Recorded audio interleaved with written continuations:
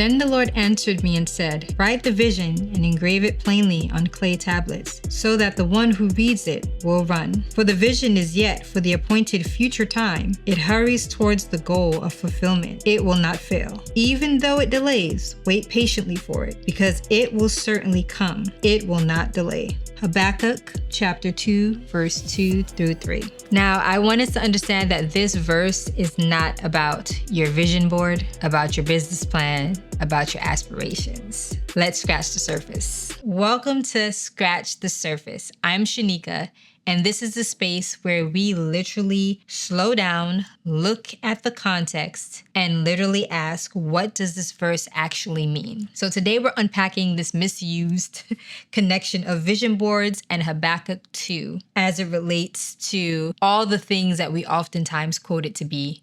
And this might just surprise you, or might not, if you already know. The popular interpretation of this scripture, write the vision and make it plain, is often preached on pulpits, quoted on podcasts, journals, whatever it might be, especially around the time of the new year. And is often used for business launches, personal goals, manifestation style decorations, dream building sermons, and so much more. And the assumption is that God is telling you to write your goals down in your vision so that they'll happen. And so this is the context in which we have drawn and ran with. But that's not what's actually happening in this passage. And it's like I've always said, to read in context, we got to go a little bit up and a little bit down so that we can understand in the surrounding verses what's the true context of this actual verse. So Habakkuk is actually a prophet, and he is confused and distressed in this moment. And Judah is corrupt. And so God says he will raise up Babylon to judge Judah. So this is what God has said. And Habakkuk is questioning God's justice. So this is all that's happening in the context of this. So chapter 2 begins with Habakkuk waiting for God's response in terms of things that he's seeking the Lord for in terms of answers. So the vision, though, is not Habakkuk's own vision, his ambitions, or his personal vision for him or the children of Israel. It is a prophetic revelation of judgment by God. It is God's decree against Babylon, and it is a declaration of coming justice for the people of Israel. This is about divine judgment, not personal promotion or personal vision. So what write the vision actually means? In the prophetic culture, this means record the revelation. It means preserve the message. It means to make the message publicly clear. It is not to create your own life plan. It is not to manifest your future.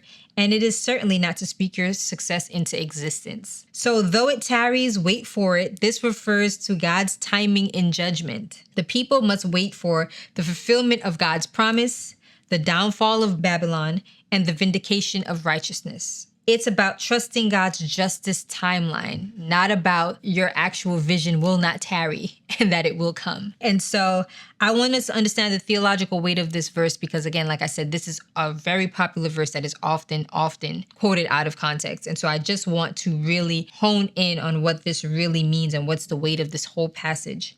This passage reveals that 1, God is sovereign over nations, regardless of what nation.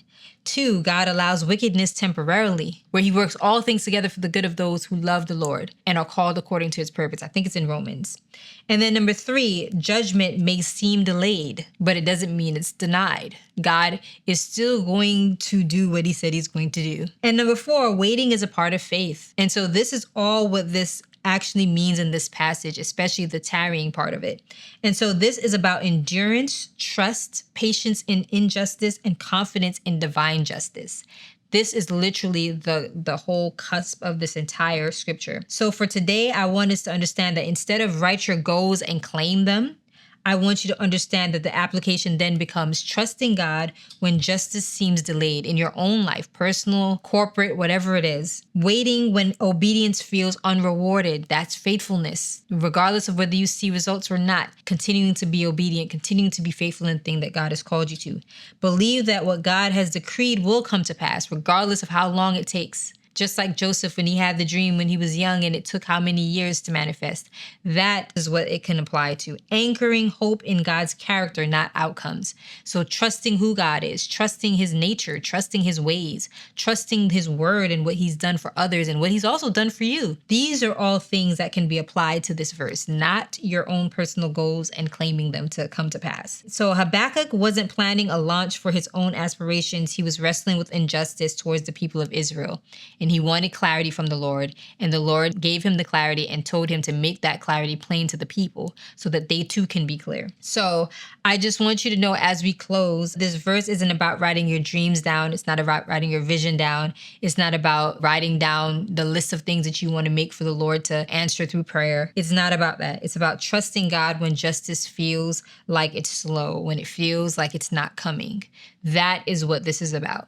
And so if you are in your life and you're dealing with any sort of injustice, you're dealing with any sort of situation that you're hoping to change that seems like it's not going to change, this is what this is for. To understand that when he gives judgment, when he gives a promise, when he gives something, that it will come to pass. And so context changes everything. That's not just for this verse, but that's for every verse that we will just dissect in this Bible series. But I just truly pray that this has given you much more clarity on when you hear this verse, whether it's given out of context or when you yourself speaks it, that you understand now the truth behind this verse and what it actually means, and you can apply it and actually see it work because you've applied it correctly, versus trying to apply it and trying to create something out of nothing that the Lord is like, this is not even what I was referring to. And neither will I change my word to fit your plan or your idea of what you want it to be made for. And so if this has helped you see this verse differently, let me know in the comments. I would love to hear your thoughts. Did you see this as the vision board kind of verse, or did you know the context all along and you were just like, I already knew this and I'm just so happy that this is being said? Let me know in the comments. I would love, love, love to just chat with you guys. And again, if you want more scripture explained in context, be sure to subscribe to my YouTube channel and be sure to join the next episode of Scratch the Surface as we continue to really bulldoze through every verse, Bible verse that has been taken out of context and bringing it back to context and giving greater understanding of God's meaty word. So thank you so much for watching. I look forward to seeing you next time. I love you, and until then,